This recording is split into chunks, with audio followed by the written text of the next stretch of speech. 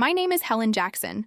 I'm 31 years old, and if you asked anyone who's known me long enough, they'd tell you I've always lived my life with quiet precision.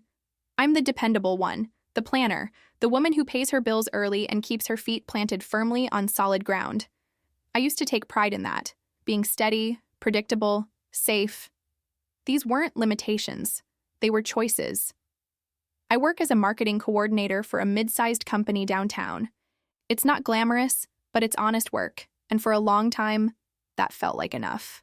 My life wasn't extraordinary, but it was mine. Carefully constructed, deliberately maintained, built brick by brick with my own two hands. And then Drake arrived the way most disasters do, disguised as something harmless. We met at a casual get-together hosted by a mutual friend. Nothing cinematic. No fireworks or dramatic eye contact across a crowded room. Just an unexpected ease in conversation, the kind that makes hours feel like minutes, and the noise around you fade to a comfortable hum. He was 28, a freelance graphic designer with restless creativity that seemed to spill from his fingertips into everything he touched. He carried a certain energy that filled whatever space he occupied, the kind I'd always admired from a distance because I never possessed it myself. He made me feel like I'd been watching the world through frosted glass my entire life, and suddenly someone had wiped it clean. We started slowly, the way careful people do, then somehow accelerated into something faster and deeper than I was ready for. But I welcomed the rush. I told myself we complemented each other perfectly, my steadiness grounding his chaos, his spontaneity loosening the parts of me I'd held too tightly for too long. When a major client hired him for an extended project, he had to relocate to the city, an hour away from everything I knew. Long distance was manageable, but temporary by nature. So when an opportunity arose for me to transfer offices, I didn't hesitate. I turned down a promotion that would have anchored me to my old life, because moving felt like the right choice. The choice love demanded, the sacrifice that proved I was all in. I found us an apartment in a neighborhood he liked. I paid the deposit from savings I'd spent years building. I carried the bills while he rebuilt his portfolio and chased new clients. I cooked dinners after exhausting workdays, planned little weekend adventures to keep us connected, packed the snacks he always forgot when we went anywhere. I gave freely, openly, believing that love wasn't something you tallied like debts in a ledger. I remember one hike in particular, late autumn sunlight striping through the trees, leaves crunching beneath our boots, him laughing as I reorganized his overstuffed backpack because he'd somehow brought 3 water bottles and no first aid kit. He leaned close, breath warm against my ear, and whispered, "You're my anchor, Helen. You know that, right?" And I believed him. Why wouldn't I? His eyes were soft, his voice sincere, and I wanted so desperately for it to be true. But even anchors feel the tide shift beneath them. At first, the changes were small, so small I almost missed them entirely. He mentioned his ex-girlfriend Jenna more often than felt normal, always casually, always framed as harmless nostalgia. They'd dated for 3 years before me, and he described the ending as mutual, inevitable, necessary. He called her unstable once over dinner, too dramatic another time while we watched a movie. I brushed it off because everyone carries history, and history deserves acknowledgement, not erasure. But then the stories kept coming.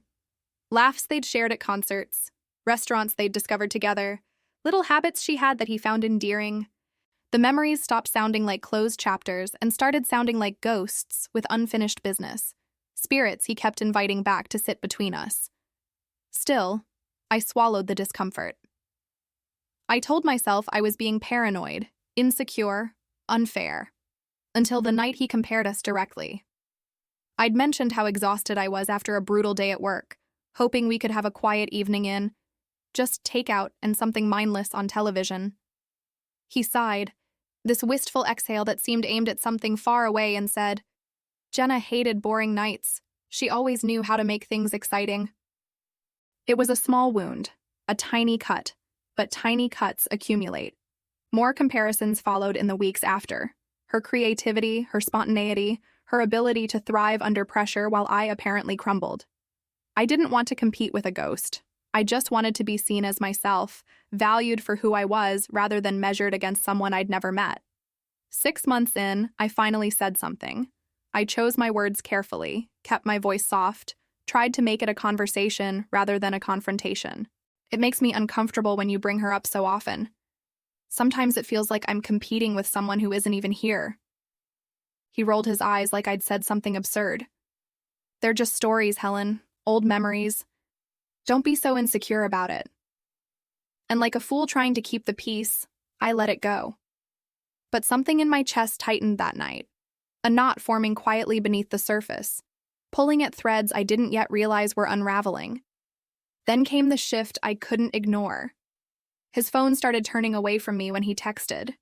His tone grew defensive at innocent questions. He developed an exaggerated concern for privacy that hadn't existed before. I had never been the suspicious type.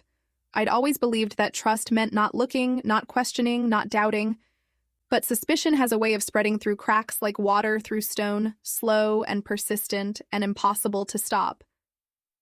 And then one evening, he was in the shower. His phone buzzed on the coffee table. No passcode. We trusted each other, didn't we? I picked it up before I could talk myself out of it. The flaw in trust is that once you look, you can never unsee what you find. Hundreds of photos of Jenna. Old ones from their relationship, new ones clearly recent, screenshots saved just days before, candid pictures, intimate ones. An entire archive that looked less like leftover memories and more like something curated with deliberate intention, a collection he'd been actively building while sleeping beside me. The messages were worse. "Miss our nights," he'd written 3 days ago. "Me too," she replied. "But things are complicated now." My stomach dropped through the floor. He wasn't stuck in the past the way I'd tried to convince myself. He was watering it, nurturing it, keeping it alive while I exhausted myself trying to build something new. I placed the phone back exactly where it had been, walked to the couch, and sat in absolute stillness. The reflection staring back at me in the dark television screen didn't look like me. She looked like someone who had given and given until there was nothing left but the faded outline of a person. When he emerged from the bathroom, humming some melody, hair dripping onto his shoulders, the casual sound felt obscene against the stale air. "Helen?" He paused, studying me. "What's wrong? You look off." "I saw the photos," I said quietly. "And the messages." For one brief second, guilt flickered across his face like lightning, there and gone before he could catch it. Then his expression hardened into something else entirely. Irritation, indignation, the defensive anger of someone caught who refuses to be held accountable. "So you went through my phone," he snapped. "Seriously, Helen? That's incredibly messed up. I'm allowed to have a past." Betrayal hurts. It cuts deep and leaves you bleeding in ways people can't see. But gaslighting, that kills something deeper, something fundamental. He actually laughed as my hands began to tremble. He told me I was blowing things out of proportion, that he didn't do jealousy, that I was being immature and paranoid. The words kept coming, each one designed to make me question what I'd seen with my own eyes, what I'd read with my own understanding. And somehow, despite the evidence still warm on his phone, he acted like I was the problem, like my reaction was the betrayal, not his actions. I finally broke, not loudly, not dramatically, but inwardly. A quiet fracture, a final thread snapping silently in my chest. "You're right," I said, my voice steadier than I expected. "You are allowed to have a past." His expression shifted, confusion first, then surprise, then something that might have been fear creeping around the edges. I stood and walked to the bedroom. I packed a bag with only what I needed. He followed, stammering half-formed sentences that never quite became apologies. When I reached the front door, I paused. "Take care of yourself, Drake." That was the moment everything changed. I walked out. No screaming, no slamming doors, no theatrical goodbye. Just a soft click of the lock and the sound of my own heartbeat echoing in the empty hallway. I stayed at my friend Tasha's apartment that night. She didn't pry or push for explanations. She simply handed me a blanket, pointed me toward the spare room, and gave me space to breathe. But breathing felt strange, foreign, like my lungs weren't accustomed to this much room. For months, I'd been holding my breath without realizing it, waiting for approval, waiting for affection, waiting for him to see me the way I needed to be seen. Now the waiting was over, and I didn't quite know what to do with the silence it left behind. The next morning, I woke to dozens of missed calls and a cascade of text messages. Apologies tumbled over excuses, then shifted to anger, then circled back to more apologies. The pattern was dizzying. Manipulation dressed in desperation, control disguised as love. I read none of them completely. I deleted each notification as it appeared and focused on getting dressed, putting one foot in front of the other, remembering how to exist without orbiting someone else's chaos. At work, I kept my head down, burying myself in spreadsheets and campaign timelines, letting the familiar rhythm of productivity drown out the noise in my head. It almost worked, until the receptionist's voice crackled through the phone on my desk. "Helen, Drake is here, in the lobby. He's asking to see you." My stomach clenched, but I stood anyway. Some confrontations can't be postponed forever. He was waiting near the entrance, wearing yesterday's wrinkled clothes, looking like he hadn't slept. His eyes were red-rimmed and desperate, his usual confidence stripped away to reveal something raw and unfinished underneath. When he saw me, he moved forward too quickly, words spilling out before I could speak. "Helen, please. I deleted everything. All of it. Look." He thrust his phone toward me like a child proving he'd cleaned his room after being caught making a mess. "It's gone. She's gone. I blocked her. I swear to God, I'll never talk to her again. Just come home, please. We can fix this. I know we can." I studied his face, the familiar angles, the eyes I once found so captivating, the mouth that had whispered promises I'd built my life around. I searched for the man I'd fallen in love with, the one who made my grayscale world burst into color.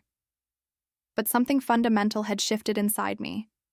The door he'd once walked through so easily had quietly closed, and I couldn't find the handle anymore. "Take care of yourself, Drake," I said. Then I turned and walked back to my desk without looking behind me. That afternoon, I blocked his number on everything: phone, email, every social media platform I could think of. I methodically severed each digital thread connecting us until nothing remained but silence. And for the first time in months, I felt the faint outline of freedom. It was shaky, unfamiliar, tender like new skin growing over a wound, but it was freedom nonetheless. What I didn't know yet was that Drake wasn't finished. Not even close.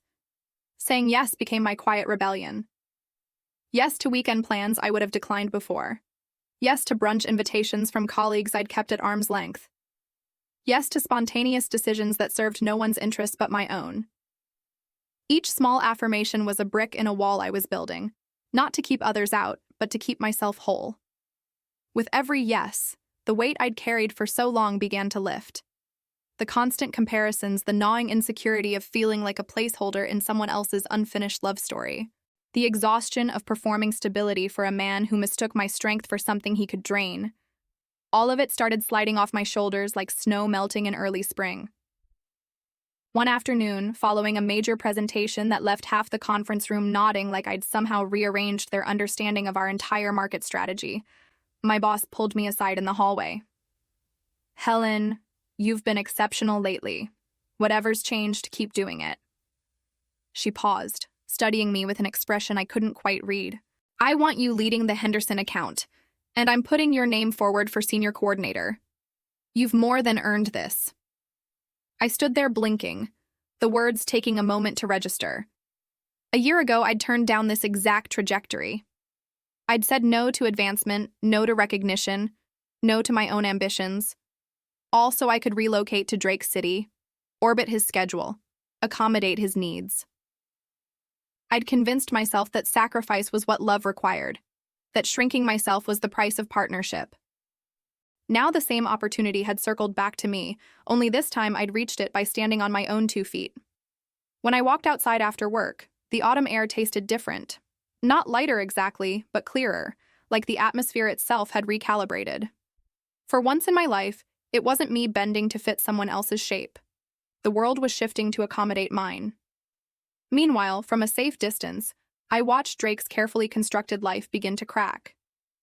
The first indication came through a text from Alex, a mutual friend who'd always tried to remain neutral in our overlapping social circles. Thought you should know, he moved in with Jenna last week. I stared at the message for a long moment, waiting for something to rise up. Anger, heartbreak, vindication. Instead, I felt only the dull acknowledgement of something inevitable finally arriving. Of course he went back to her. He'd kept her ghost sitting on our couch for so long that she'd never really left. I was just the intermission between acts of a story that had nothing to do with me. 2 weeks later, another message arrived. They're already fighting, badly. She's exactly as unstable as he always said. You dodged a serious bullet. Then another, a few days after that. She drained his bank account. He lost 2 major clients because he missed deadlines. She kicked him out yesterday. He's crashing on Marcus's couch now. Keeps saying he ruined everything. I didn't reply, didn't offer commentary or ask for details. But I read every update that trickled in.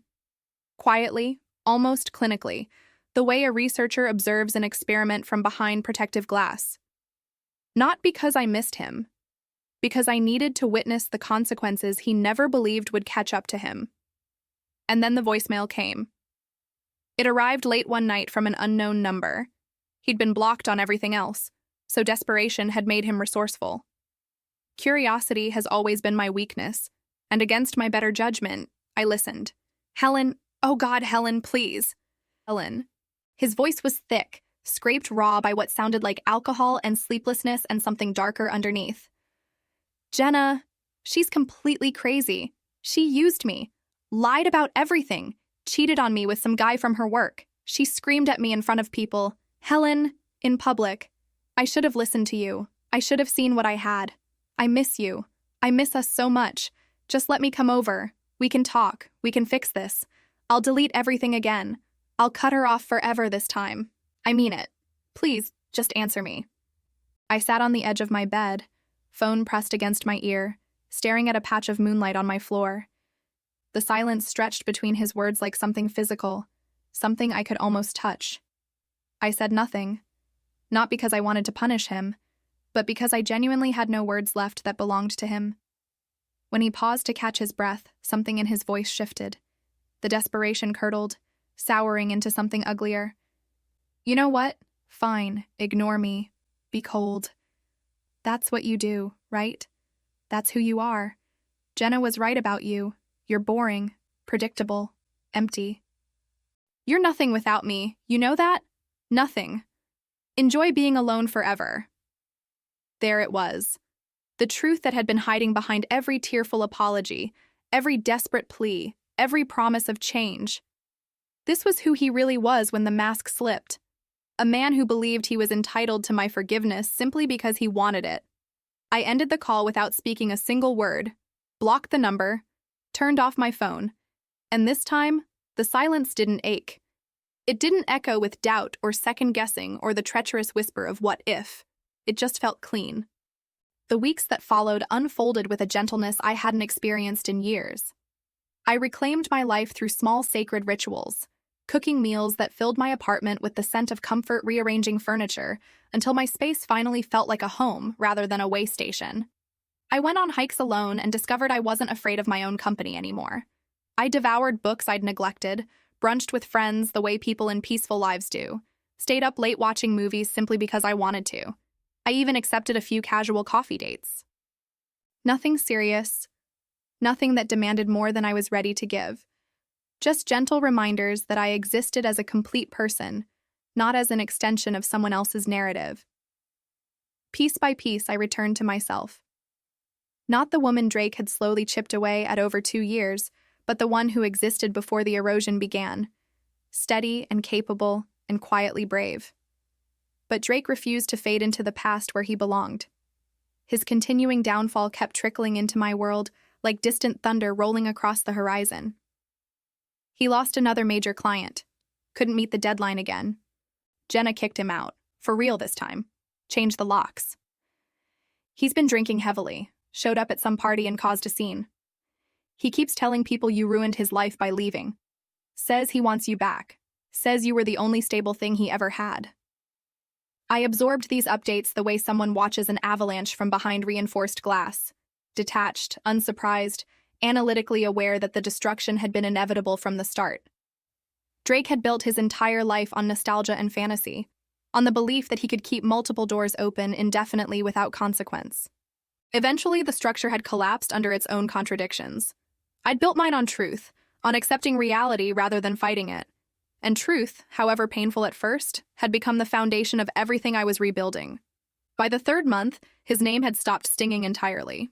It was just a word now, a reference to a story I no longer related to, a chapter in a book I'd finished reading long ago. But Drake didn't want distance or acceptance or time to heal.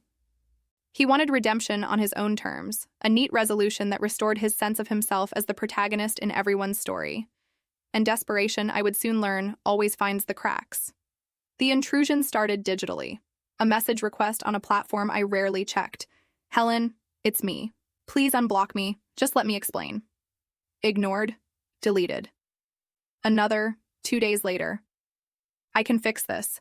I've changed. I'm getting help. Just give me a chance to prove it." Deleted without reading past the first line. Each message felt like a hand reaching up from a grave I'd already filled, trying to drag me back under the earth. Then the phone calls began.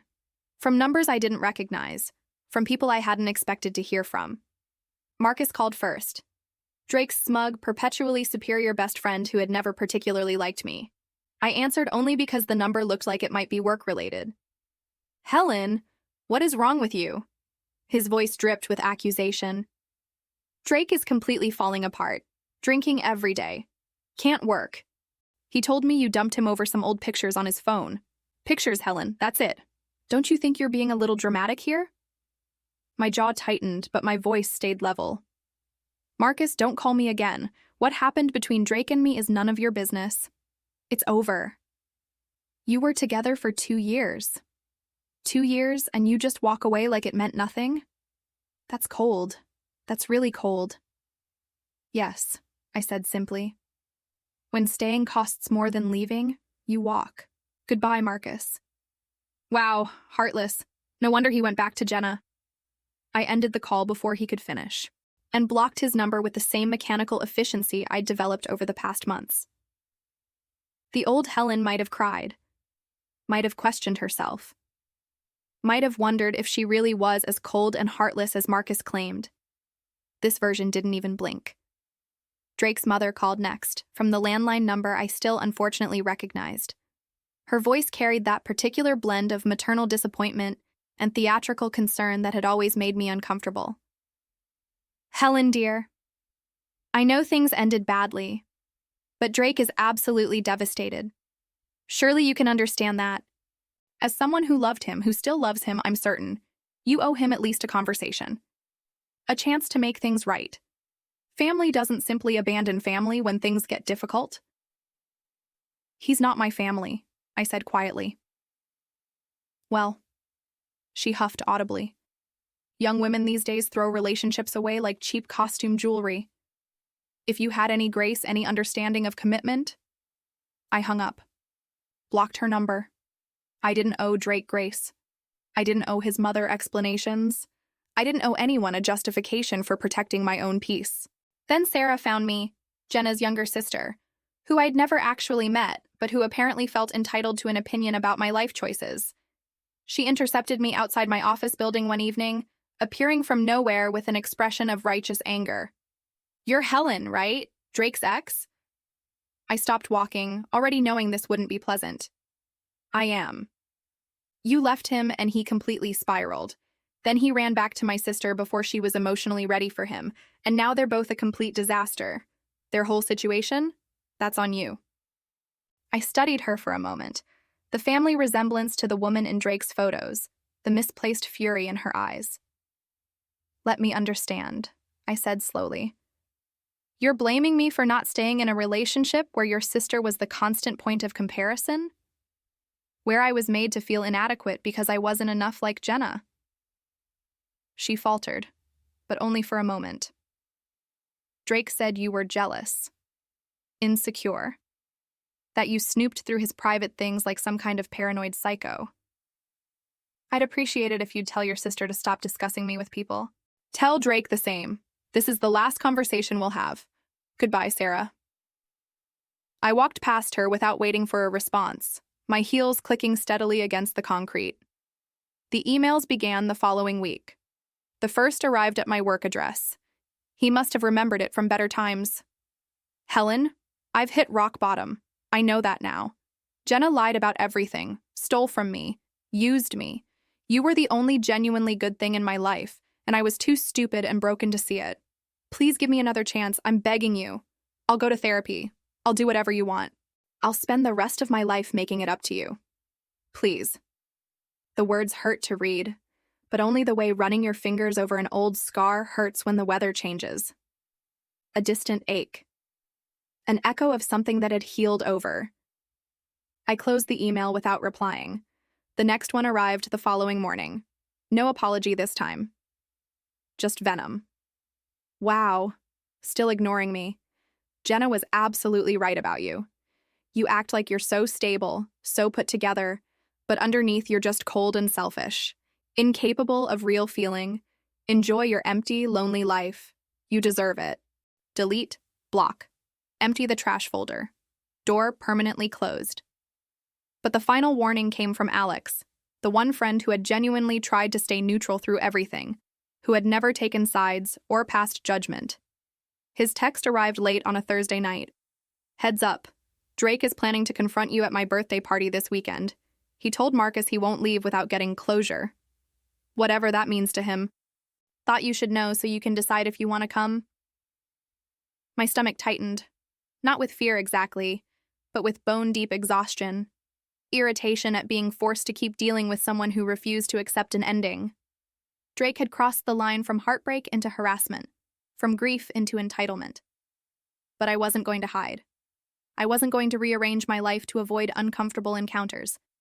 If closure was coming whether I wanted it or not, then I would be the one to decide how this chapter finally ended. Not Drake, not Jenna, not his mother or his friends or anyone else who felt entitled to an opinion. Me. And I wasn't planning to face it alone. Daniel had entered my life quietly over the past few weeks, a colleague from another department, introduced through mutual friends. He was kind in an undemanding way, present without being overwhelming, warm without expecting anything from me that I wasn't ready to give. Not a boyfriend, not yet, but something worth exploring, a possibility taking shape. When the night of Alex's party arrived, Daniel stood beside me as we stepped onto the rooftop venue. The music hummed at a pleasant volume, string lights glowed overhead like scattered stars, and the city skyline sparkled in the distance like a promise of things still to come. I scanned the crowd, knowing what I'd find. And there he was. Drake, standing alone near the bar. He looked diminished somehow, frayed around the edges, eyes hollow, posture uncertain, like a shell trying desperately to remember the shape it used to hold. When he spotted me across the rooftop, he inhaled sharply. The reaction was visible even from a distance. A man surfacing after too long underwater, gasping for air he wasn't sure he deserved. Helen. My name left his mouth like something was breaking inside him just from saying it. I touched Daniel's arm gently. Give me a minute. I need to handle this. He nodded, understanding without needing explanation. I'll be right here. I walked toward Drake with steady steps, and he moved to meet me faster than necessary, as though afraid I might evaporate before he could reach me. He stopped just inches away, close enough that I could see the tremor in his hands, the dark circles beneath his eyes, the desperation carved into features I'd once found so handsome. I didn't think you'd actually come, he said, voice unsteady. I said nothing. I simply waited. Can we go somewhere private? Please. Just 5 minutes. That's all I'm asking. 5 minutes to explain everything. We can talk here, I replied calmly. I don't need privacy with you anymore, Drake. His face crumpled for a moment before he gathered himself. Helen, I know you've heard things. About me, about Jenna, about everything that happened. And they're true. All of it. She used me, lied to me, made me feel crazy. I messed up so badly, I know that now. But I still love you. I never stopped loving you. Please, just give us one more chance. I'll go to therapy. I'll cut everyone off. I'll do whatever it takes to prove I've changed. I'm not the same person I was. I swear on my life. His voice cracked on the final words. His hands were shaking visibly now. I looked at him, really looked. And somewhere beneath the ruin, I could still see traces of the man I'd fallen in love with. The charming smile, the creative spark, the way he'd made me feel seen in those early months before everything went wrong. But I had changed too. Fundamentally. Irreversibly. Drake, I said, my voice gentle but firm. I'm glad you're finally starting to see the truth about what happened. That's important. But recognizing the truth doesn't rewrite history. And it doesn't rebuild what you broke. He shook his head rapidly, panic rising in his eyes. No, Helen, you don't understand. I need you. You're the stable one. You're home to me. Please, please just come home. I took a slow breath, letting the night air fill my lungs. You once told me you were allowed to have a past, I said quietly. He blinked, caught off guard by the shift. And you are. You're absolutely allowed to have a past, Drake. I took a single step backward, creating space between us. But I'm allowed to have a future. The words hung in the air like something irreversible. Drake's expression fractured, confusion and pain and disbelief all colliding at once. Helen, please, that's not fair. We had a life together, 2 years. You can't just throw that away like it was nothing. I'm not throwing anything away, I said. Those years happened. I learned from them. They shaped who I am now. But going backward, returning to what we had, would destroy everything I've worked to rebuild. His jaw trembled. His eyes glistened. Helen, don't do this. Don't walk away from me. I met his gaze directly, without flinching. I'm not walking away, Drake. I already let go. A long time ago. I turned slowly, calmly, and began moving back toward Daniel and the party, and the life waiting for me. Behind me, I heard something collapse in Drake. Not a sound exactly, more like an energy shifting, a quiet implosion of everything he'd been holding together. So that's it? His voice was barely a whisper. I'm just nothing to you now? I paused and looked back over my shoulder. Not nothing. You're a lesson I needed to learn, and I'm grateful for that, even though it hurt. A fissure of pain crossed his face. Move on, Drake, please, for both our sakes. Then I walked away, steady, unhurried, complete. Daniel's hand found the small of my back as I reached him, warm, respectful, undemanding. You okay? He murmured. I considered the question honestly. Yeah, I said. I really am. We rejoined the party.